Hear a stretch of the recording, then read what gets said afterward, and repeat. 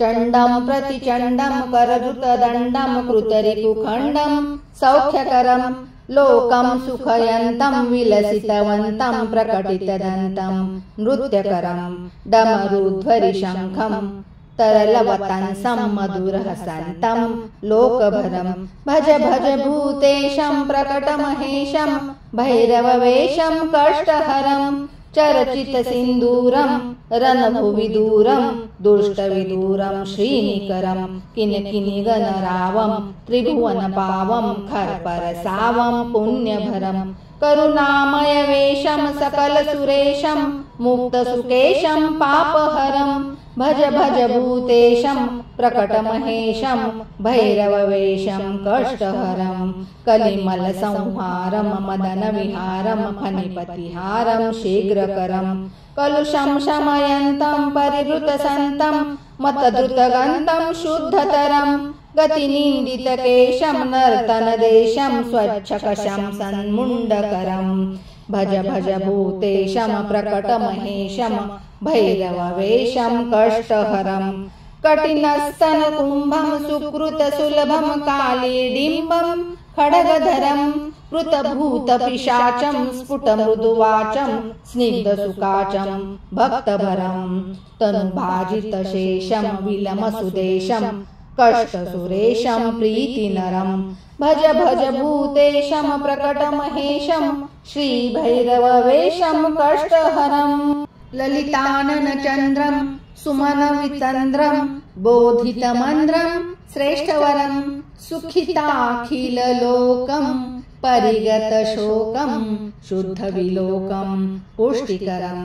वरदाभयहारं तरलिततारं क्षुद्रविदारमतुष्टिकरं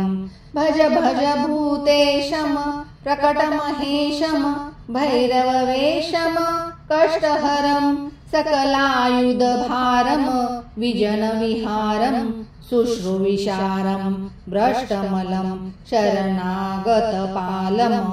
मृगमदभालं सज्जितकालं श्रेष्ठबलं पदनूपुरसिज्जं त्रिनयनकज्जं गुणिजनरञ्जनपुष्टहरं भज भज भूतेशं प्रकटमहेशं भैरववेशं कष्टहरं मर्दितुतरासरावं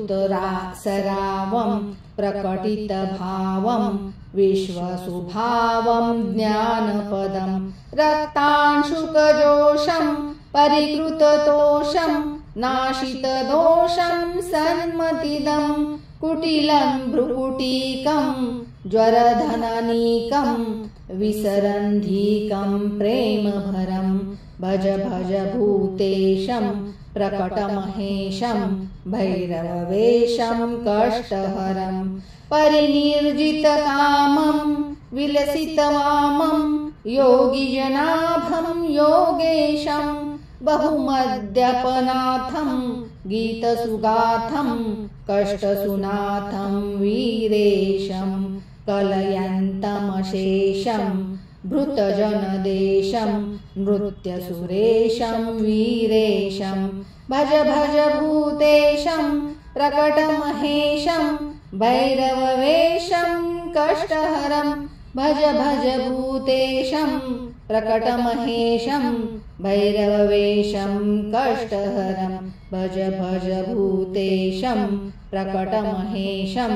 भैरववेशं कष्टहरम् इति श्रीभैरवताण्डवस्तोत्रं सम्पूर्णम्।